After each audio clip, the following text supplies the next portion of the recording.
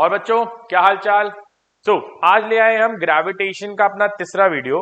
पहले दो वीडियो में हमने ग्रेविटेशन के बारे में दो मेजर चीजें सीखी। पहली, ग्रेविटेशनल फोर्स आप कैसे कैलकुलेट करते हो using universal law of gravitation, और उस पर अच्छे अच्छे सवाल भी देखे हमने। और सेकेंड चीज जो हमने देखी वो सीखी ग्रेविटेशनल फील्ड। राइट, पहली बार आपको फील्ड वर्ड के बारे में पता चला। जो नॉन कॉन्टैक्ट फोर्सेज होती हैं वो फील्ड के थ्रू अट्रैक्ट करती हैं चीजों को या रिपेल करती हैं। Gravitational force is just an attractive force, हमने उसकी प्रॉपर्टी में देखा है। तो अगर उसे अट्रैक्ट करना है बॉडीज को तो उसको कॉन्टैक्ट की जरूरत नहीं है। Without contact also it can attracted by using gravitational field.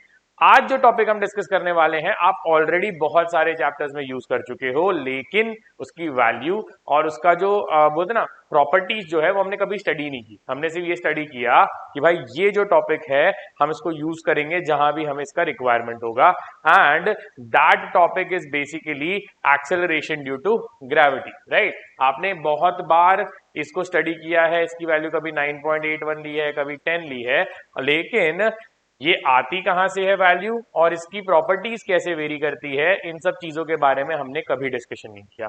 और क्यों नहीं किया? क्योंकि ग्रेविटी कैसे फाइंड की जाती है, ग्रेविटेशनल फोर्स कैसे फाइंड किया जाता है, अभी तक हमें पता नहीं था। अब हमें पता है तो हम यूज कर सकते हैं उन लॉजिक को, उन उसके फॉर्मूलाज को, और देख सकते हैं कि ये वैल्यूज कहां से आती हैं। ठीक है ना, चार टॉपिक का चैप्टर है आज चार टॉपिक फटाफट ओवरव्यू में देख लेते हैं। ठीक है, सारी कहानी जो बनेगी वो बनेगी acceleration due to gravity small G की। स्मॉल जी वेरिएशन चार चीजों की वजह से होता है। Right, height, depth, shape and rotation. Right, height, depth, shape and rotation, चार चीजों की वजह से एक्सेलरेशन ड्यू टू ग्रेविटी बदल सकता है। कैसे बदलता है, बढ़ता है कि कम होता है, ये सारी चीजें हम धीरे धीरे जैसे जैसे इस वीडियो में आगे बढ़ेंगे वो देखते जाएंगे और इस पे सवाल भी पिक करते जाएंगे। ठीक है ना, पहले चलते हैं एक्सेलरेशन ड्यू टू ग्रेविटी होती क्या है और इसकी वैल्यू क्यों 9.81 है अर्थ पे, वो चीज चेक करते हैं। ठीक है, तो उस चीज को चेक करते हैं। एक्सेलरेशन ड्यू टू ग्रेविटी की कहानी ये है कि भाई अगर वेट ऑफ द बॉडी अगर हम चेक करते हैं, that is nothing but gravitational force that the earth applies, है ना। हमारा वेट क्या है, मास की बात नहीं कर रहा हूं, mass and weight are different quantities. Mass जो है वो आपके अमाउंट ऑफ मैटर से देखा जाता है, और ये जो चेक किया जाता है ये चेक किया जाता है हमें हमेशा फोर्स से। राइट, तो वेट जो है वो फोर्स है। तो ये बोलते हैं ग्रेविटेशनल फोर्स जो लग रही है आप पे वो आपका वेट है ना। तो अगर आपका ग्रेविटेशनल फोर्स का फॉर्मूला देखे तो वो तो हमें पता है mg होता है, लेकिन अब हमारे पास ग्रेविटेशनल फोर्स, वेट के साथ ग्रेविटेशनल फोर्स निकालने का भी फॉर्मूला है। अब आपको अट्रैक्ट कौन कर रहा है, अर्थ। तो आपका एक मास तो ले लेंगे अर्थ का, दूसरा मास किसका लेंगे, आपका खुद का। राइट, सो GMM, और डिस्टेंस क्या लेंगे, तो डिस्टेंस हमेशा सेंटर ऑफ द बॉडीज के बीच में लेते हैं। एक्चुअली ये डिस्टेंस भी लेना चाहिए, लेकिन ये इतना छोटा होता है कि हम इसको नेग्लेक्ट कर सकते हैं। ठीक है, तो सरफेस पे अगर रखा हुआ है तो ये डिस्टेंस हो जाता है रेडियस ऑफ द अर्थ, तो यहाँ पे आ जाता है RE का स्क्वायर। प्लीज याद रखना R मतलब रेडियस नहीं होता। ठीक है, वो हमेशा दोनों बॉडी के सेंटर के बीच का डिस्टेंस होता है। ठीक है, तो दोनों बॉडी के बीच का, सेंटर के बीच का डिस्टेंस होता है, तो GMM RE स्क्वायर। लेकिन ये m और ये m कैंसिल किया जा सकता है, तो हमें G आ जाता है GME बाय RE का स्क्वायर, है ना। तो अगर आप इसमें आप मास ऑफ अर्थ और रेडियस ऑफ अर्थ डाल देते हो इन SI यूनिट्स, तो आपको G की वैल्यू यहां से सॉल्व करके आती है 9.81 मीटर पर सेकेंड स्क्वायर। राइट, अब आपको ये याद रखना है, आपको ये याद रखना है कि ये जो फॉर्मूला है आप इसके पिछले वाले वीडियो में ऑलरेडी देख चुके हो, बस हमने इसको स्मॉल जी नहीं बोला था। कहां देखा था, जब हमने किसी भी रैंडम बॉडी का फील्ड निकालना सीखा था। फील्ड का फॉर्मूला क्या था, GM by R square. Right, और ये भी वही बता रहा है कि GM बाय आर स्क्वायर निकालो तो स्मॉल जी आएगा। तो another way of remembering and learning the things faster is आप स्मॉल जी को as the gravitational field of the earth भी स्टडी कर सकते हो। तो जितनी भी ग्रेविटेशनल फील्ड की प्रॉपर्टीज आपने पढ़ी हैं वो आप यहां पे तुरंत अप्लाई करने के लिए वैलिड हो जाए। ठीक है, एक्सेलरेशन ड्यू टू ग्रेविटी तो है ये 9.81, लेकिन अभी उसकी प्रॉपर्टीज जब चेंज होंगी it will be easier to understand that property अगर आप स्मॉल जी को एज ग्रेविटेशनल फील्ड देखो। तो स्मॉल जी क्या है बच्चों, एक्सेलरेशन तो है अर्थ का, अर्थ की तरफ खींचने का, लेकिन it is the gravitational field that the earth is creating. Right, now this value is only valid on the surface of the अर्थ। ये इंपॉर्टेंट पॉइंट है। कि ये जो 9.81 है it is only valid on the surface of the अर्थ, और वो भी surface of the अर्थ पे हर जगह वैलिड नहीं है। आप पहले भी पढ़ चुके हो यार कि पोल्स पे अलग होती है, इक्वेटर पे अलग होती है, ये सब कहानियां आपने पढ़ी थी लेकिन रीजन नहीं पता थे, है ना। तो रीजन आज हम देखेंगे, बट ये बोल रहा है कि सरफेस ऑफ द अर्थ पे ज्यादातर जगह पे आपको ये वैल्यूज मिल जाएंगी, ठीक है। बट अगर ये वैल्यू सेम वैलिड नहीं है तो ये वैलिड कहां पे है और चेंज क्यों हो रही है ये भी देखना है, ठीक है।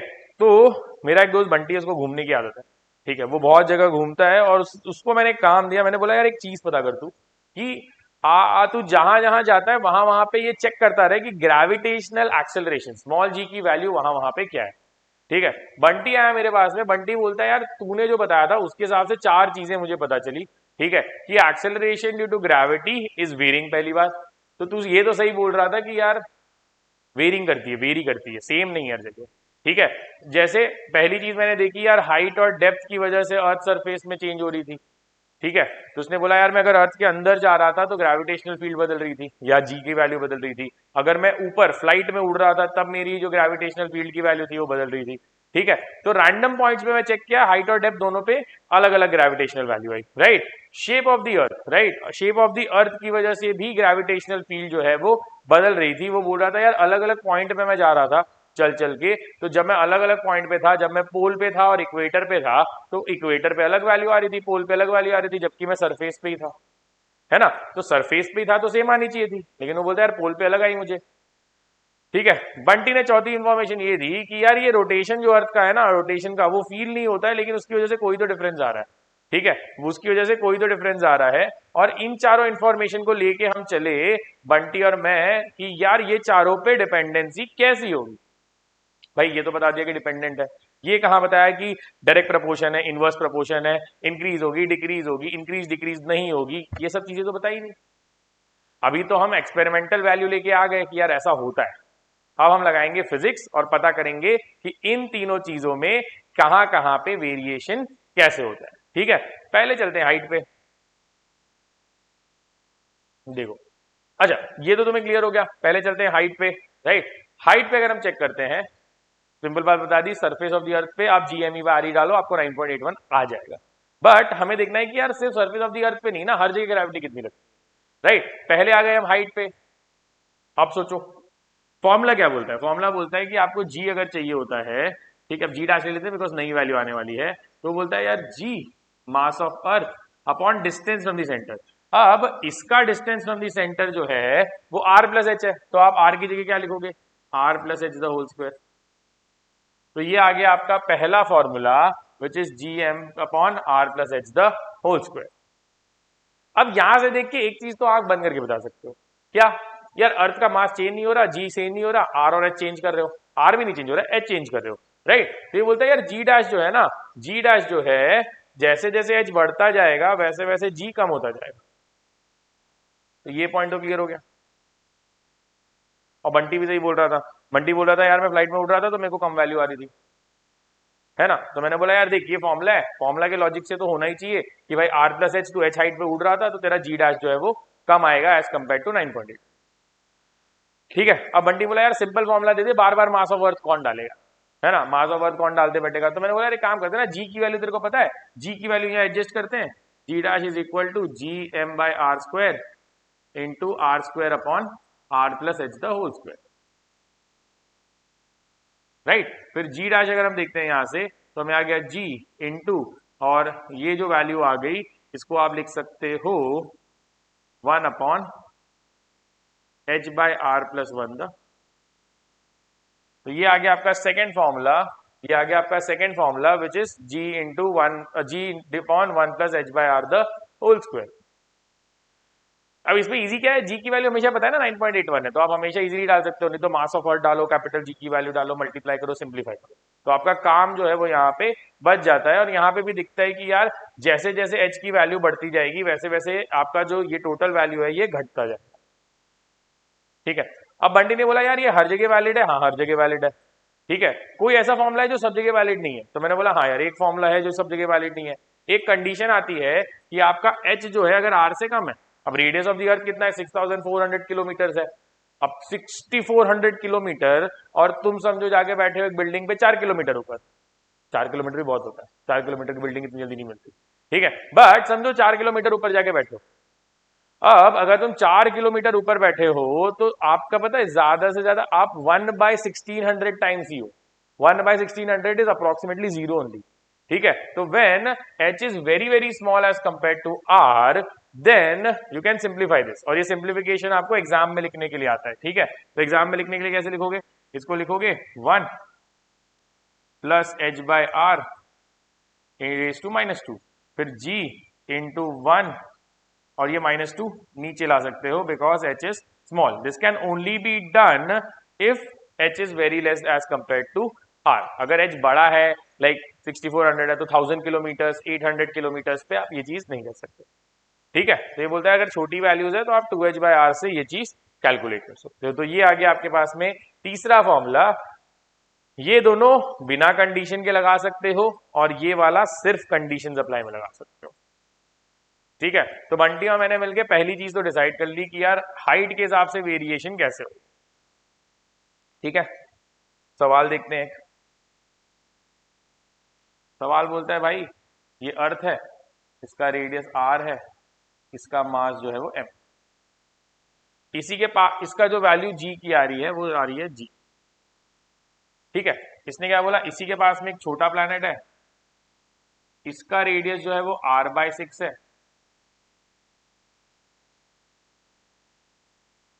इसका रेडियस जो है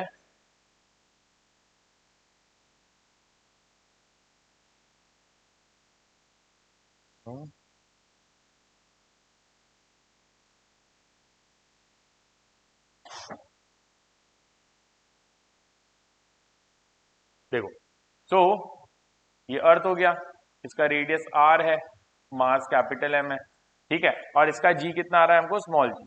एक छोटा प्लैनेट है जिसका रेडियस जो है that is r/6 and mass is m/3। ये बोलता है यार इसका g डैश अगर एक्सेलरेशन है तो tell me what is the relation between g dash and g, इन दोनों के बीच का रिलेशन बता। सिंपल सा फॉर्मूला है। देखो अब अगर मासेस दिए होते हैं तो आप हमेशा कौन सा फॉर्मूला यूज करोगे, gm/r² वाला। अगर g दिया होता, स्मॉल g दिया होता तो उसके टर्म्स में, ठीक है। तो पहला इक्वेशन तो यहां लिख लेते हैं, स्मॉल g की वैल्यू जो है वो है g कैपिटल M/r²। यहां पे आ जाते हैं, यहां पे अगर हम g डैश की वैल्यू देखते हैं तो वो आ रही है g m/3 इंटू r²/36। तो ये कितना आ जा रहा है 12 gm/r²। लेकिन बच्चों gm/r² कितना है, gm/r² है आपका g, सो ये हो गया 12 टाइम्स। तो बेसिकली इस प्लैनेट पे आपकी जो ग्रेविटेशनल फोर्स है या ग्रेविटेशनल एक्सेलरेशन है वो 12 टाइम्स है, राइट, अप्रोक्सीमेटली 120 मीटर पर सेकेंड, राइट। तो हमें क्या पता चला, हमें ये चीज पता चली कि भाई अगर प्लैनेट का साइज छोटा कर दिया, मास भी कम कर दिया, लेकिन छोटा होने की वजह से उस प्लैनेट की ग्रेविटेशनल एक्सेलरेशन फटफट फटफट कम हो जाती है, राइट, और बढ़ जाती है, आई एम सो सॉरी, और बढ़ जाती है और वो बहुत हाई वैल्यू पे चली जाती है ना। तो जैसे आपका वजन यहाँ पे अगर ऐसा लग रहा है कि 100 न्यूटन है तो इसी प्लैनेट पे जाने पे आपका वजन हो जाएगा 1200 न्यूटन, ठीक है। तो आपका वजन फ्री में बढ़ जाएगा बिना खाए पिए, ठीक है ना। तो आपको ये समझ गया यार फॉर्मूला कैसे लगाना है, राइट। फॉर्मूला लगाना सीख लो, बाकी तो क्वेश्चन अलग अलग वेरिएशन सारी चीजें हम जब क्वेश्चन बैंक उठाएंगे तब सारे करेंगे, ठीक है। तब तक ये चीज आई होप आपको समझ गई होगी कि कैसे अप्लाई करना है ना। ये बोलता है यार ये तो ठीक है, ये तो ठीक है। दूसरी बात ये बोलता है कि r+h की वैल्यू जो है वो तो हाइट पे निकाली, डेप्थ पे बताओ। तो मैं बंटी को ले गया, मैं बंटी को बोला यार चल डेप्थ पे खड्डा खोदते हैं। हम दोनों ने मिलकर गड्ढा खोदा। कितना बड़ा गड्ढा खोदा, डी गैप का, तो डी हमारा डेप्थ हो गया, ठीक है। बंटी बोलता है यार लेकिन तूने मेरे को लास्ट वाले वीडियो में एक चीज बताई थी, क्या बताई थी कि यार जो सॉलिड स्फीयर है उसके अंदर की फील्ड निकालना तूने मुझे सिखाया था। फिर से बोलो, इसका डेरिवेशन आपकी बुक में है लेकिन मैं ये डेरिवेशन ऑलरेडी फील्ड के समय कर चुका हूं, तो फिर से करने की जरूरत नहीं है, उसी में से देख लेना, ठीक है। लेकिन उसका लॉजिक यूज कर सकते हैं। मैंने क्या बोला, ये सॉलिड स्फीयर है, सॉलिड स्फीयर के अंदर जाते हैं तो अंदर जाने पे फॉर्मूला आ जाता है फील्ड का, ग्रेविटेशनल फील्ड का, that is G m by r cube into x, where x is the distance from the center. तो सेंटर से डिस्टेंस कितना आ रहा है बच्चों, r माइनस डी. तो आपका पहला फॉर्मूला बन गया, इसकी जगह स्मॉल जी लिख देते हैं और इसकी जगह लिख देते हैं gm by r cube into r minus D. फिर बंडी ने फटाफट अपना वैल्यू बताया, मैंने वो वैल्यू डाल के चेक किया, मेरा आंसर सही है, फॉर्मूला तो बन गया. लेकिन वही प्रॉब्लम है, फिर से बंटी बोलता है यार फिर से कौन मास डालता बैठेगा, मुझे नहीं डालना मास. राइट, बंटी बोलता है मुझे मास नहीं डालना. ना मास नहीं डालना है, मास अगर नहीं डालना है तो क्या किया जाए, कुछ नहीं, स्मॉल आर एडजस्ट करते हैं. स्मॉल जी कितना होता है, G M by R square, तो ये हो जाता है G M by R square को लिख देते हैं जी, और इस आर को अंदर घुसा देते हैं, इसमें एक आर बचेगा ना, वो चला जाएगा अंदर.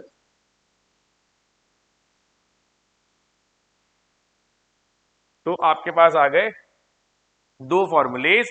बट जो अच्छी चीज हुई कि जी जो है ना, अगर डेप्थ इंक्रीज करोगे तो भी डिक्रीज हो रहा है, डेप्थ इंक्रीज करोगे तो भी डिक्रीज हो रहा है. मतलब चाहे सरफेस से ऊपर जाओ या सरफेस से नीचे जाओ, जी हमेशा कम होता है ना. सबसे कम कहां हो जाएगा, सेंटर पे.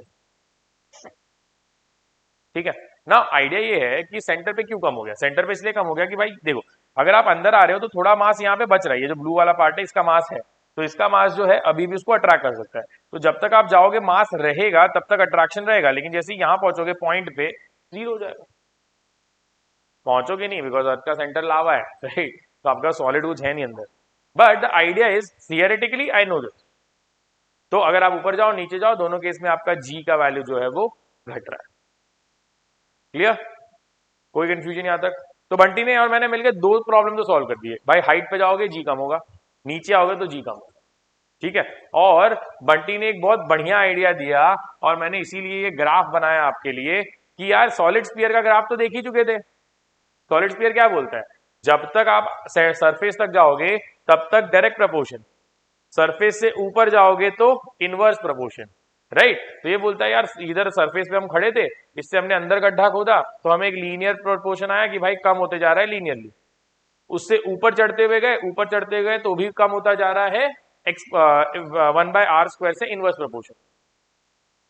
राइट. तो सॉलिड स्फीयर से भी आप इसको इजीली, इसलिए मैंने पहले स्टार्टिंग में क्या बोला, स्मॉल जी तो ही है, एक्सेलरेशन ड्यू टू ग्रेविटी तो ही है, बट उसको आप ऐसे भी सोच सकते हो कि वो क्या है, वो ग्रेविटेशनल फील्ड है. तो उससे क्या होगा, आपका क्वेश्चन सॉल्व करना और इजी हो जाएगा.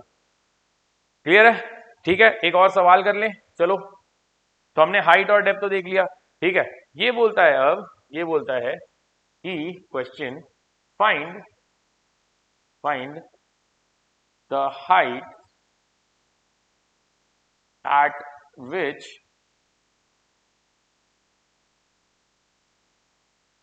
which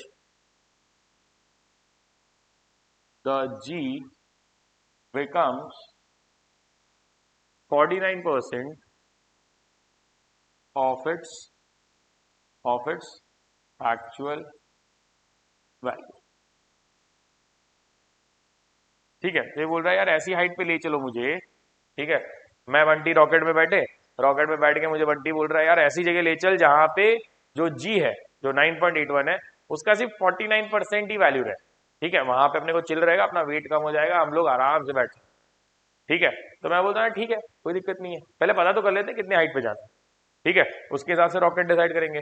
अब देखो, हाइट पे जाना है, मास पता नहीं है अर्थ का, इसमें दिया नहीं है, तो जी डैश वाला फॉर्मूला यूज करो. राइट. जी डैश कितना है, जी डैश है 49% of G 1 minus 2h by R. G cut गया, ये यूज कर सकते थे, ये यूज कर सकते थे. देखो, अगर मास नहीं दिया है तो ये भी तो नहीं दिया है कि जो हाइट है वो much much much less than R है. उसने जब तक ये मेंशन नहीं किया है तब तक it would be wrong to use this formula, है ना. तो आप ये ध्यान रखो, हमेशा क्वेश्चन में दिया है क्या, नहीं दिया है, तो आप ये वाला फॉर्मूला नहीं यूज करो. आप कहां जाओगे वापस, E dash is equal to G upon 1 plus H by R the whole square. ये तो हर जगह वैलिड है. राइट. तो इसका तो कोई प्रॉब्लम ही नहीं है हमको. तो ये बोलता है ये वाला यूज करो, बिकॉज इसमें हमको कंडीशन अप्लाई नहीं है, वो कंडीशन अप्लाई और कंडीशन दिया हुआ है। ठीक है ना, जी डैश कितना दिया हुआ है, वो तो इतना ही दिया हुआ है, तो ये हो जाएगा 49/100 G is equal to G upon 1 plus H by R का square. G G cancel, right? If I rearrange this, I get 1 plus h by r is equal to root of 100 by 49. So 1 plus h by r is equal to 10 by 7. Solve करके आ जाता है h by r as 7 जाएगा -1 3/7। ठीक है, अगर radius of the अर्थ दिया होगा तो रेडियस ऑफ द अर्थ डाल दो। अब मुझे तो चाहिए क्योंकि मेरे को बंटी को लेके जाना है, तो मैं radius of the earth 6400 kilometre डाल दूंगा, मल्टीप्लाई करके मेरी वैल्यू आ जाएगी। क्लियर? कोई कंफ्यूजन इस बात में? सिंपल है, बहुत कॉम्प्लिकेटेड नहीं है, लेकिन मेरे को ये बताना था कि यार ये वाला फॉर्मूला कब यूज करना है। अभी यूज नहीं करना, जब वो बोलेगा। जब तक वो नहीं बोलेगा तब तक आपको इस फॉर्मूला को यूज करने की जरूरत नहीं है, आप हमेशा इस फॉर्मूला से इसको सिंप्लीफाई कर सकते हैं। क्लियर है? हाइट और डेप्थ के कंडीशन दोनों केस में क्या होगा, दोनों केस में आपकी ग्रेविटेशनल एक्सेलरेशन जो है वो कम होती जाएगी। सबसे ज्यादा ग्रेविटेशनल एक्सेलरेशन कहां होती है? सरफेस पे। कोई कंफ्यूजन यहां तक नहीं है, आई होप। ठीक है, ग्रेविटेशनल वेरिएशन हमको समझ गया। ठीक है, आगे चलते हैं। बंटी एक और पॉइंट लेके आया। बंटी ने कहा कि यार ये तो ठीक है, तूने बता दिया हाइट और डेप्थ, लेकिन मैं सरफेस पे घूम रहा था तो मेरे को तो भी तो अलग अलग वैल्यू आ रही थी। मैं सरफेस पे घूम रहा था तो भी मेरी वैल्यू अलग अलग आ रही थी, ये कैसे?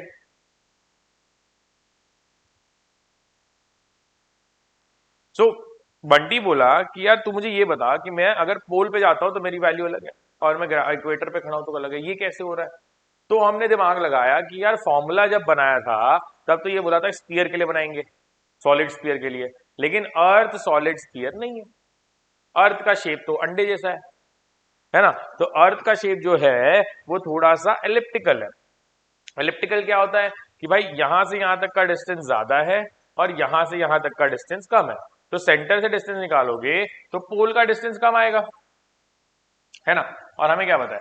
हमें पता है कि भाई gravity is G is inversely proportional to the distance, तो हम बोलते हैं यार पोल का जो रेडियस आ रहा है, ठीक है, पोल का वो आ रहा है कम इक्वेटर से, है ना?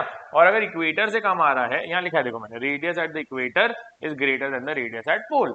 अगर ऐसा होता है तो जी में क्या होता है? ठीक है, जी क्या होता है? Inverse proportion. तो gravitation at pole will be greater than gravitation at equator. ये तो सिंपली आंसर हो गया बेसिक फॉर्मूला से ही, राइट? बेसिक फॉर्मूला क्या बोल रहा है? बेसिक फॉर्मूला बोल रहा है कि भाई अगर आप यहां ध्यान देते हो तो पोल की तरफ का डिस्टेंस कम है, और डिस्टेंस कम मतलब जी ज्यादा, और इक्वेटर का डिस्टेंस ज्यादा है सेंटर से, और डिस्टेंस ज्यादा मतलब ग्रेविटी कम। ठीक है, तो बंटी ने एक सवाल फिर उठाया, बोला यार तूने लेकिन जो रीडिंग मंगाई थी, ठीक है, ये काम कर, ये जो जिसका जो रेडियस है पोल और इक्वेटर का, उसमें डाल के देख आंसर आता है क्या? हमने चेक किया। हमने क्या चेक किया? बहुत लोगों ने चेक किया। ठीक है, एक्सपेरिमेंटली हमने चेक किया तो हमें एक्सपेरिमेंटल वैल्यू अलग आई। एक्सपेरिमेंटल वैल्यूज जो आई और हमने जो वैल्यूज मैच की वो परफेक्टली नहीं मैच हो रही थी। भाई मेरे पास फॉर्मूला था, मैंने जी डाला, एम डाला, आर डाला, उसने बोला यार ये वैल्यू जो है ये वैल्यू मेरी रीडिंग से मैच नहीं हो रही।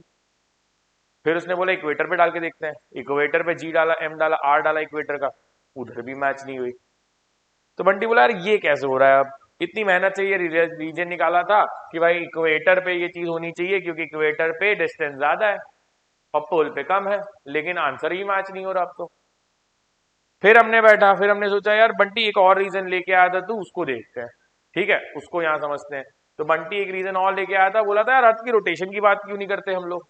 ठीक है, तो अर्थ की रोटेशन की बात करते हैं। देखो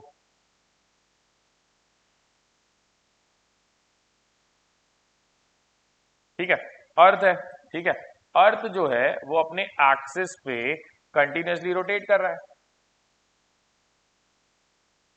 है ना? अब मैंने बोला एक काम कर बंटी, तू चल यहां कहीं, मैं इक्वेटर पे खड़ा हो जाता हूं, तो ये मेरा इक्वेटर है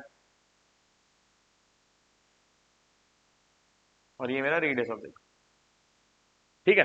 मैं यहां खड़ा हो जाता बंटी,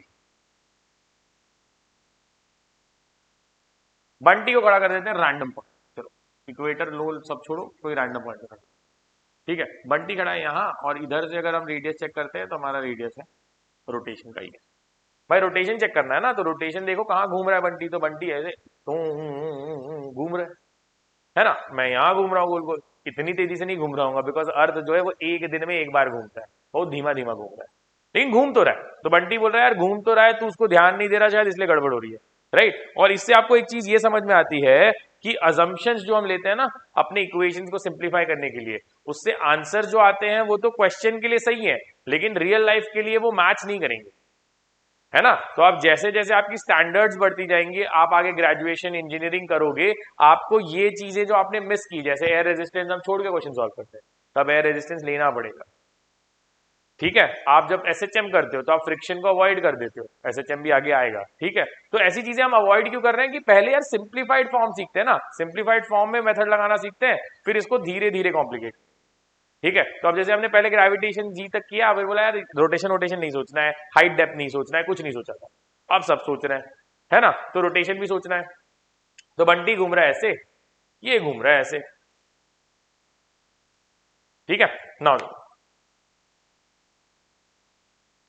बंटी घूम रहा है, मैं घूम रहा हूं, मैंने बोला यार एक प्रॉब्लम है बंटी, हमने जो ध्यान नहीं दिया। अब जैसे मेरा जो वेट लग रहा है, ठीक है, वो लग रहा है mg इधर, बंटी का वेट जो लग रहा है वो लग रहा है mg इधर, लेकिन हम दोनों पे एक फोर्स लग रही है बिकॉज हम नॉन इनर्शियल फ्रेम में हैं। अगर आप नॉन इनर्शियल फ्रेम के बारे में नहीं जानते हो तो आप मेरा सर्कुलर मोशन का वीडियो देख लो, ठीक है। तो यहां पे एक फोर्स लग रहा है which is m omega square into R, और यहाँ m omega square into capital R. ये क्या कनेक्शन है सेंटर से। अब बंटी बोलता है यार ये तो ठीक है, तूने बताया सेंट्रीफ्यूगल फोर्स के बारे में क्योंकि हम नॉन इनर्शियल में हैं, लेकिन इससे मेरी वेट पे क्या फर्क पड़ रहा है, ये तो बाहर जा रहा है। तो मैंने बोला बंटी लेकिन वेक्टर ध्यान कर, वेक्टर क्या बोलता है, वेक्टर बोलता है कि भाई इसका ग्रेविटी, अगर इसका एक्सेलरेशन की बात करते हैं तो इसकी एक्सेलरेशन सेंटर की तरफ कितनी होगी जी, ठीक है। तो इसकी एक्सेलरेशन कितनी है बच्चों जी, और इस एम ओमेगा स्क्वायर का एक्सेलरेशन का अगर ये थीटा ले लें तो एक कंपोनेंट जो है वो बंटी के इस डायरेक्शन में है, and that is omega square R cos theta.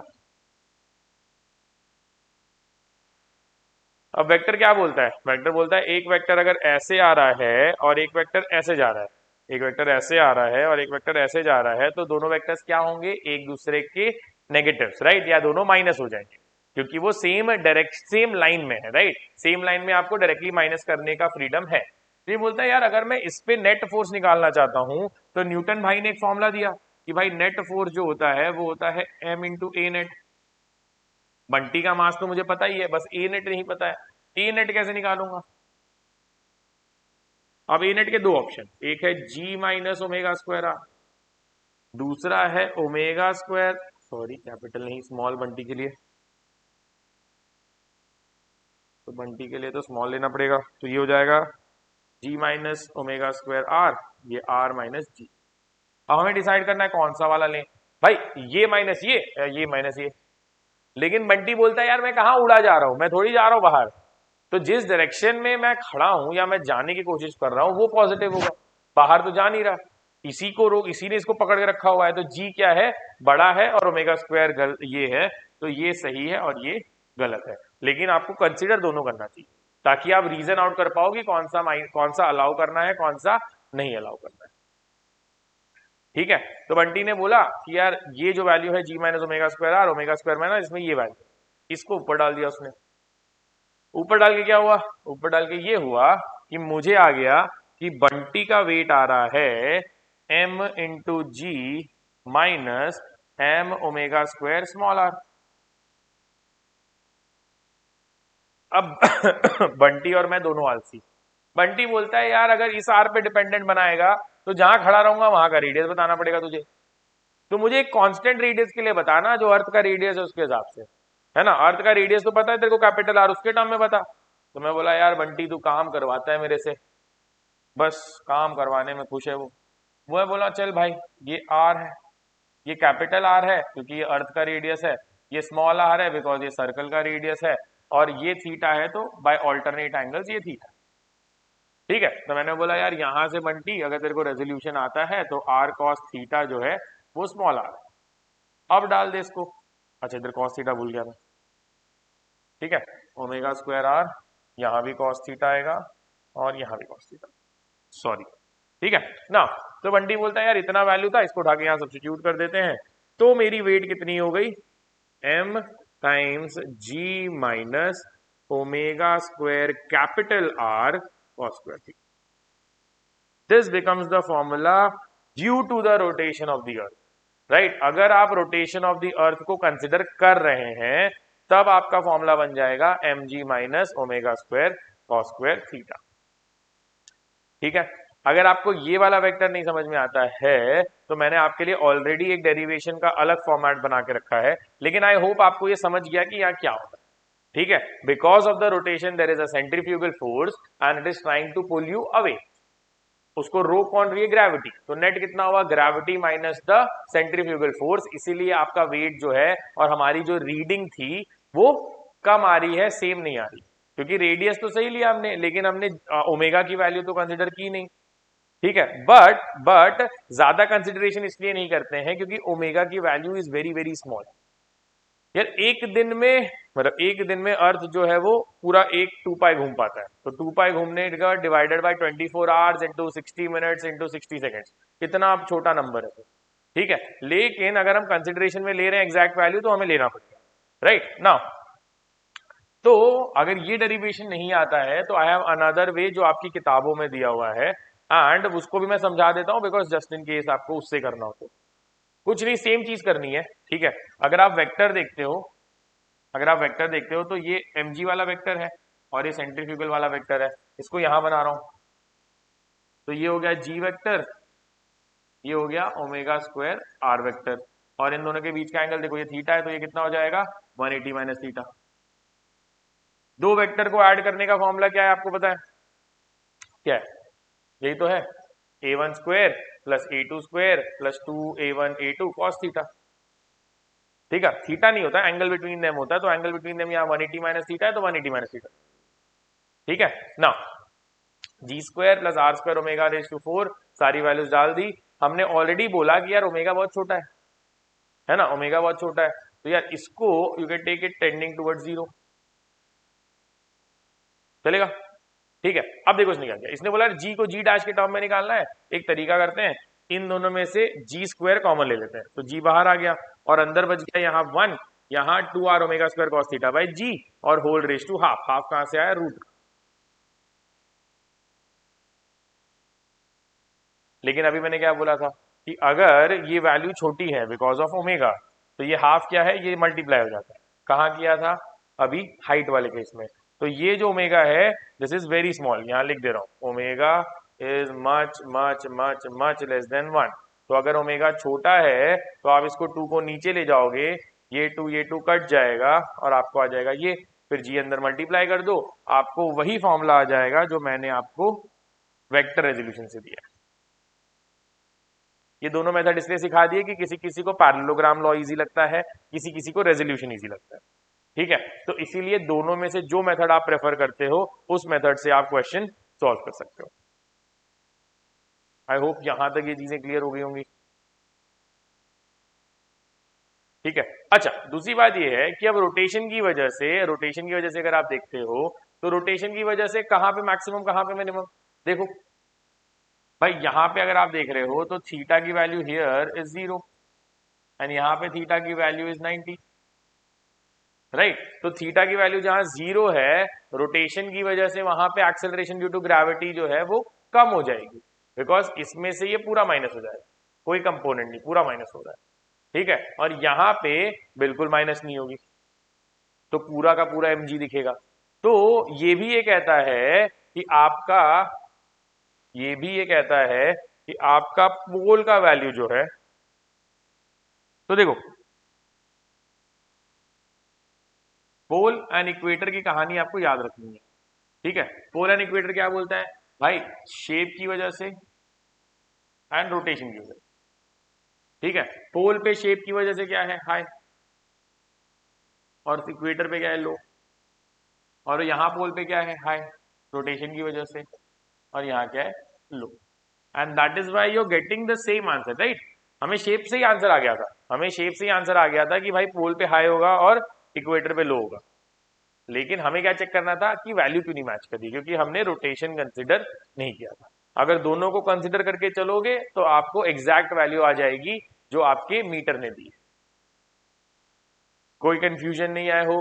तो हमने जो चारों चीजों का टारगेट सेट किया था कि हम क्वेश्चंस पे कैसे डिपेंड करेंगे, ठीक है, क्वेश्चन पे कैसे डिपेंड करेंगे, वो हमें क्लियर। ठीक है, अच्छा, यस, एक अच्छा सवाल है। देखो, दो ट्रेन्स हैं, दो ट्रेन्स हैं, यस। तो अर्थ जो है वो रोटेट हो रहा है अपने आराम से स्पीड में, ठीक है। एक ट्रेन जो है, समझो अर्थ जो है वो रोटेट कर रहा है लाइक दिस, ऐसे घूम रहा है। एक इसके रोटेशन की डायरेक्शन में ट्रेन जा रही है विद वी वेलोसिटी, और एक इसके अपोजिट जा रही है with you velocity at the equator. दोनों ट्रेन इक्वेटर पे है, ठीक है, दोनों ट्रेन जो है वो इक्वेटर पे है। अब ये बोलता है कि अगर दोनों ट्रेन को वी और यू मत लो, इसको ले लो आप V1 and V2, right, V1 and V2।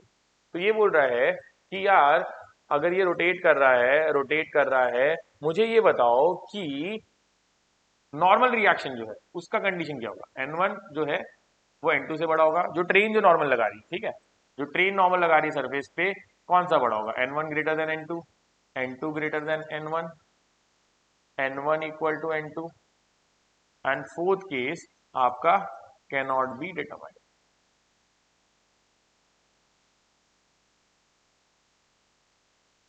क्या हो रहा है, इक्वेटर पे दो ट्रेनें चल रही हैं, एक रोटेशन के डायरेक्शन में जा रही है, एक रोटेशन के अपोजिट डायरेक्शन में जा रही है, ठीक है, और इसका सवाल ये है कि मुझे नॉर्मल रिएक्शन बताओ।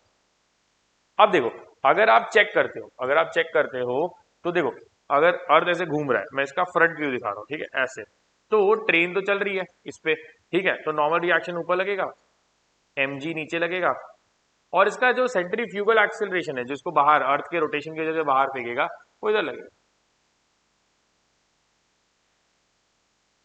Simple, right. तो इसका नॉर्मल रिएक्शन दोनों ट्रेन के लिए अगर मैं लिखता हूं तो N1 कितना आ जाता है मुझे, N1 आ जाता है mg माइनस m, इसको v लिख लेते हैं, v dash square by r, और N2 is also mg minus, दोनों ट्रेन सेम मास की है, ठीक है, मास अलग नहीं है, v dash square by r।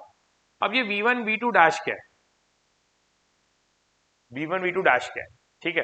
देखो, जब भी कोई बॉडी, अगर आप रोटेशन वाला सर्कुलर मोशन वाला देखोगे तो आपको पता चल जाएगा, और रोटेशन वाला भी, कि जब भी कोई बॉडी चल रही है तो उसकी बॉडी ट्रांसलेशन प्लस रोटेशन से हम कैलकुलेट करते हैं। तो जब ये सेम डायरेक्शन में जा रहा है, ये जैसे ये सेम डायरेक्शन में जा रहा है, ठीक है, तो इसकी वेलोसिटी जो है v1 डैश जो है, it is nothing but m v plus omega r का स्क्वायर, और ये क्योंकि अपोजिट जा रहा है तो ये है m v minus omega r का स्क्वायर बाय r, ये वाला v1 दोनों v से चल रहा है, ठीक है, तो दोनों v से चल रहे हैं तो v से फर्क नहीं पड़ रहा। फर्क पड़ रहा है, देखो किससे फर्क पड़ रहा है कि यार ये दोनों जब चल रहे हैं तो इसकी वेलोसिटी और इसकी वेलोसिटी लीनियरली तो सेम है, लेकिन क्योंकि एक सेम डायरेक्शन में जा रहा है, एक अपोजिट जा रहा है, तो नेट वेलोसिटी इसकी हाई है और इसकी नेट वेलोसिटी कम है। तो जब आप mg में से माइनस करोगे, mg में से इसको माइनस करोगे तो ये कम हो जाएगा, और mg में से ये तो ऑलरेडी छोटा है तो इसको माइनस करोगे तो ये तो ज्यादा ही रहेगा। तो यहां से क्या पता चलता है कि ये केस में आपका N2 जो है, सेकेंड ट्रेन जो है जो अपोजिट डायरेक्शन में जा रही है, उस केस में आपका नॉर्मल रिएक्शन जो है वो ज्यादा हो जाएगा as compare to the first train, ठीक है। ऐसे टाइप के सवाल आपको आ सकते हैं जेई में भी और नीट में भी, तो you need to be very careful कि कौन से फोर्सेस हमको कंसिडर करने हैं। इस चैप्टर को समझने के लिए सिस्टम ऑफ पार्टिकल्स एंड उसके बाद में आपका circular motion and rotational motion, ये सारी चीजें अच्छी होंगी तभी आप इनको सही से लगा पाओ। ठीक है, मैं आपके लिए एक सवाल लेके आया हूं जो आपको चैलेंज क्वेश्चन है। ठीक है, सवाल ये बोलता है कि ये अर्थ है। ठीक है, बंटी और मैंने गड्ढा खोद दिया यहां से यहां तक, हमें काम नहीं, हम यही सब करते रहते हैं, एक्सपेरिमेंटेशन की आदत है, एक्सपेरिमेंट करते रहते हैं। ठीक है, तो बंटी ने बोला यार यहां से यहां गड्ढा खोद देते हैं, कोई दिक्कत नहीं, हमने खोद दिया। ठीक है, यहां से एक m मास का बॉल हमने इसके अंदर पुश किया। ठीक है, अब बंटी और मेरे में चैलेंज लगा कि यार इनमें से कौन सा ऑप्शन हो सकता है, बॉल के बारे में क्या है, बॉल पास कर जाएगा। बंटी बोलता है यार बीच में ग्रेविटी है ही नहीं, यहां जीरो है तो कैसे पास करेगा, बीच में रुक जाएगा। तो ये बोलता है बीच में रुक जाएगा, स्टक एट सेंटर। ठीक है, फिर एक और ऑप्शन आया हमारे दिमाग में, यार ये ऑसिलेट तो नहीं कर जाएगा ऊपर नीचे। बंटी बोलता है यार ग्रेविटी नहीं, यार रुकना चाहिए। मैं बोलता हूँ यार यहां से ग्रेविटी तो अट्रैक्ट कर रही है तो ले जाएगी उसको नीचे तक। और ये बोलता है फिर तीसरा ऑप्शन एक आता है ऑसिलेशन। चौथा बंटी बोलता है यार इतना मेहनत क्या कर रहा है, डेटा ही नहीं है, डेटा इनसफिशिएंट। तो आपका काम ये है कि आप मुझे अगर ग्रेविटेशन समझे हो, एक्सेलरेशन ड्यू टू ग्रेविटी और ग्रेविटेशन, आपको बताना है कि बंटी मेरे और ये दोनों ऑप्शन में जो बच रहे हैं इनमें से कौन सा सही है। मुझे लगता है कि मैं सही हूं। ठीक है, लेकिन अगर मैं गलत हूं तो आप मुझे बताइए। ठीक है, तो कमेंट सेक्शन में बताओ कि भाई ये जो बॉल है ये इनमें से कौन से टाइप का मोशन करेगा। ठीक है, और उसमें से फिर हम देखेंगे कि कितने लोगों को ग्रेविटेशन इतने अच्छे से समझ में आ गया कि आंसर करते हैं। नहीं भी आया तो कोई दिक्कत नहीं है, सीखने को मिलेगा कि यार क्या चीज हमने नहीं सोची। तो ये सवाल का जवाब दो, बाकी रिवीजन करो, प्रैक्टिस करो। कोई भी डाउट, कोई भी न्यूमेरिकल या डेरिवेशन में कोई दिक्कत हो तो कमेंट सेक्शन में मुझे ऐड बता देना, मैं वो चीज आपके अगले पार्ट में पिक कर लूंगा। ठीक है, तब तक आप इस चीज को अच्छे से रिवाइज कीजिए। हम अगला वीडियो लाएंगे और वहां सीखेंगे पोटेंशियल एनर्जी के बारे में। ठीक है, that is due to gravity. Thank you.